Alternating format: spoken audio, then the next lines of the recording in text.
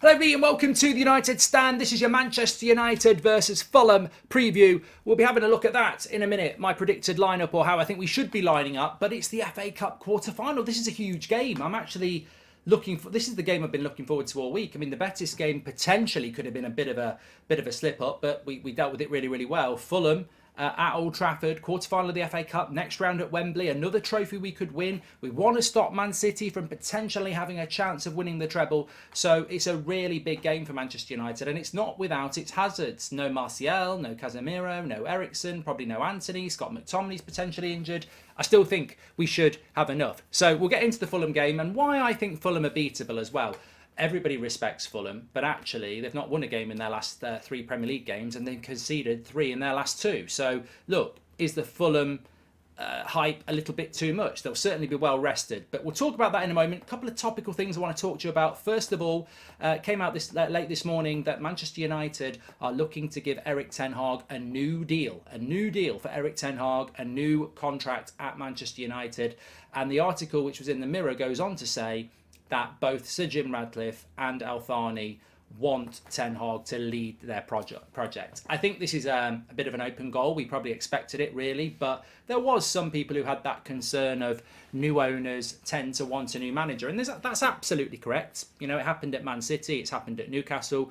Effectively, Mark Hughes was replaced quite quickly by Abu Dhabi, and obviously Steve Bruce, I think it was, replaced quite quickly by Newcastle and Saudi Arabia. So, you know, it's not wrong to think that maybe if we were under ownership from Al Thani and Qatar, they would follow suit and do the same thing. But we're Manchester United. And I think there's a big difference. Man City were nothing, Newcastle were a relegation club. Manchester United are being bought in a situation when they're in the top 4, they're winning trophies, and you know, we're having a very, very good first season under Erik ten Hag. Who's better than Erik ten Hag that they can go and get? It would be ridiculous.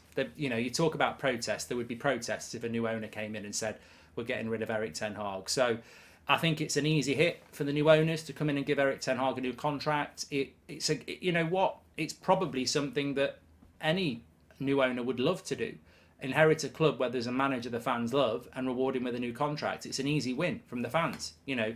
And let's not forget, we're not at that point yet, but that propaganda or spin or whatever you want to call it, or just positivity. When you buy something, you want the fans to get on board. I mean, what's the first thing you can do? You know, you can walk in and give Harry Maguire a 5-year contract, or you can give Erik ten Hag a 5-year contract. You're going to give Erik ten Hag a 5-year contract. Because it's a big positive for Manchester United fans, and they'll go, these owners want to build with this manager. But look, you'd have to be a complete fool not to want to do that. So it's good news, and I don't think...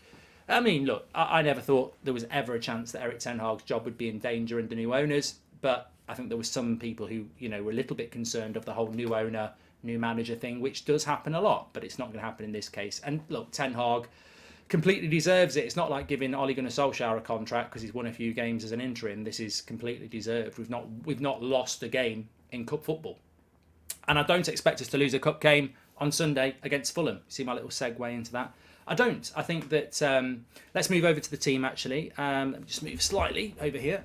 So yeah, look, this is how I think we'll line up against Fulham on Sunday. I think it's well, tomorrow, which is for me, it could be today if you're watching it on the Sunday, but that's how I would line up. I think that Fulham represent problems. Apparently Polinia might be back. They're much better with him. He didn't play against Arsenal last week. Andreas Pereira's had a really good season, but would I have kept Andreas Pereira at Manchester United? No, I wouldn't. So look, fair play to him. I think Andreas, can I just say as well, I'd love this to get clipped.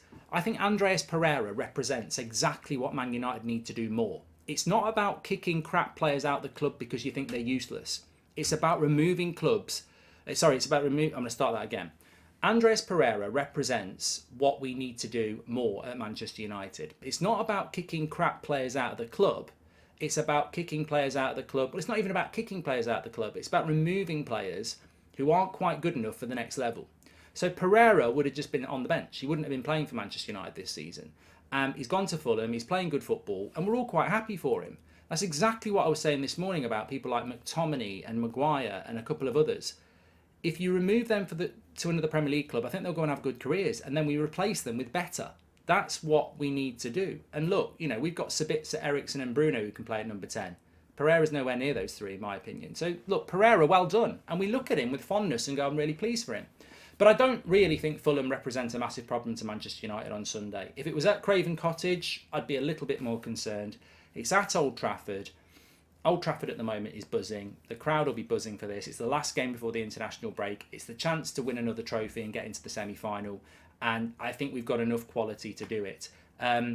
The big thing here is the big thing that we're always going to have to talk about and acknowledge in every preview now. And it's called energy.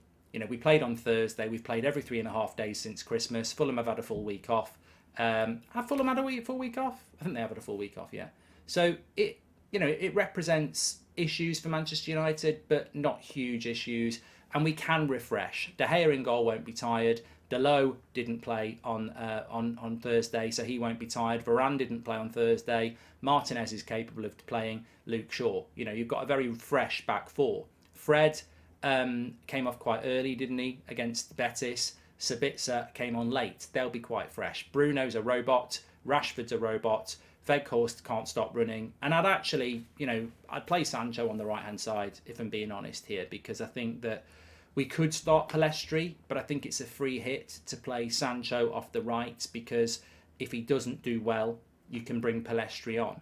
You can't start Elanga. We haven't got Anthony. We haven't got Garnacho. We haven't got Martial. So I would start Sancho in this game. Start Sancho in this game under the protection of the Old Trafford crowd, in a familiar surrounding, at home. You'd hope we'd attack more. These are the sort of games where I think you start Jadon Sancho. And, hopefully he has a good game. But if he doesn't, it's more minutes in his legs. He's got 2 weeks international break to, train with the team, etc. I think it's the perfect game to play Jadon Sancho in, and then you've always got Pellistri to come off the bench if you wanted to. So I'd be very happy with that team there. I know there's doubts over Scott McTominay. That's why I didn't come on Thursday. I know Scott McTominay is, even in Ten Hag's mind, considered a player that he likes to use if he can't use Casemiro. But I actually think in a game like this, we want to score goals. It's a cup game. And I think that if you can play Fred and Sabitzer with Martinez and Varane behind them, I think we'll be absolutely fine. Luke Shaw back, Dalot attacking. I see the way that we win this game is because we play very different to the way we did against Betis. I think we were a little bit deep against Betis. I think against Fulham, we can push that defensive line further up. I think Varane and Martinez are more than willing to let Luke Shaw and Dalot push forward and get beyond their wingers, which obviously you can't do that if you're playing Harry Maguire or Lindelof at the back, because they need that support. And I think that we're not playing Casemiro, so we can play more of a midfield three in Bruno and Fred and Sabitzer. And I wouldn't be surprised if Bruno dropped a little bit deeper and Fred went to 10 at times and Sabitzer did that as well. We could play a really dynamic midfield three. It's a big loss not having Casemiro, but when you play Casemiro, he's always going to sit there and hold. I think with those three, we can be a little bit more dynamic. And Rashford's scoring goals at the moment. Weghorst is a handful, and Sancho could be the unknown quantity. So I think we'll have enough. My score prediction is actually 1-0, but I think we will have enough to beat them. And I'd be very surprised if Fulham came to Old Trafford and beat us. They're capable of it. I respect Fulham. I think Fulham, Brentford, Brighton have been brilliant this season. But to be honest with you, I think Brentford and Brighton are slightly better than Fulham, in my opinion. And I think that United will have too much for them at home. The players all want to sign off as well. They want to sign off and leave Ten Hag with a message, because a lot of these players are going to go on international duty, and they'll want to leave Ten Hag with that, this is what we're all about when we come back against Newcastle after the break. So, yeah, I'm going to go with a Manchester United win. I'll go 1-0, but I wouldn't be surprised if it was more. I certainly fancy us to keep a clean sheet with Varane and Shaw and Martinez back together in that back four. Yeah. It's as simple as that. I'm looking forward, but I've got to say I'm really looking forward to it. I hope everybody else is as well. I just wanted to add one more thing as well. Just a couple of things I've seen that I've been clipped up about, sort of defending Sir Jim Radcliffe, and people have. Somebody actually replied in a tweet and called me a xenophobe, which I find hilarious because I use that word quite a lot in relation to the bias that does exist in the British game and media. And I've openly said, this is the problem when people don't watch the channel, isn't it? They just want to search for something negative. But no, the only reason I'd sort of defended Sir Jim a bit is because when he turned up at Old Trafford yesterday and some of the stuff on social media, I felt it was very unfair. He could end up being our owner, in which case people would have to get on board with that. So I just think, but in honesty, the reason I sort of defended him was because I feel that, back in August, this was seen as the promised land. It was like a get out of jail card. Sir Jim wanted to buy the club, get out of the Glazers. The only reason a lot of people don't want Sir Jim anymore is because there's this super wealthy option from Al Thani, which I agree with. I think we need super wealth, and I don't think Sir Jim can offer that from what we've heard. But we don't need to be petty, and we don't need to be abusive or go down to that level. That's all I'm saying. I've made it very, very clear. We've lost billions over the last 17 years. Those billions need to come back. You can't just buy the club and keep the debt. That's ridiculous. And where's the money to improve the club? You can't buy the club on debt and then use the revenues to clear the debt.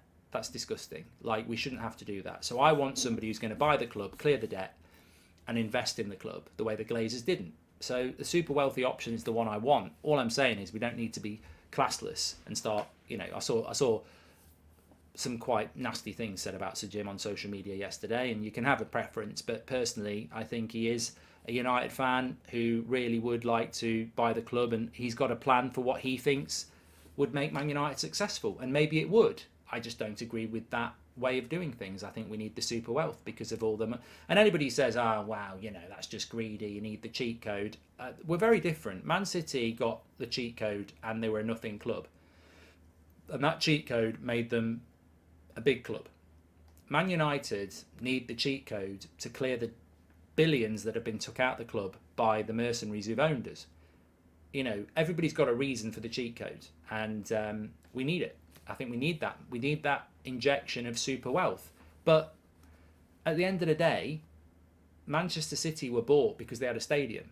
Abu Dhabi were looking at Birmingham, they were looking at Villa, and they went for Man City because they had the Commonwealth Stadium. That was a fair choice. People want to buy Manchester United because we're Manchester United. We're one of the biggest clubs in the world. We're the biggest club in England. We've got a huge brand appeal. We've got a huge status. That's why people want to buy Man United. They're not buying us because we're in Manchester and we've got a stadium. They're buying us because we're Manchester United. So, look, you don't have to want super wealth, but there's certainly reasons to have it. Anyway, get your comments in below. What do you think about the new deal for Ten Hag? What do you think about the ownership race? And what do you think about the game tomorrow? Are you confident? I am. Thanks for watching. Smash a like on the video. Don't forget to subscribe. I'll speak to you all in a bit.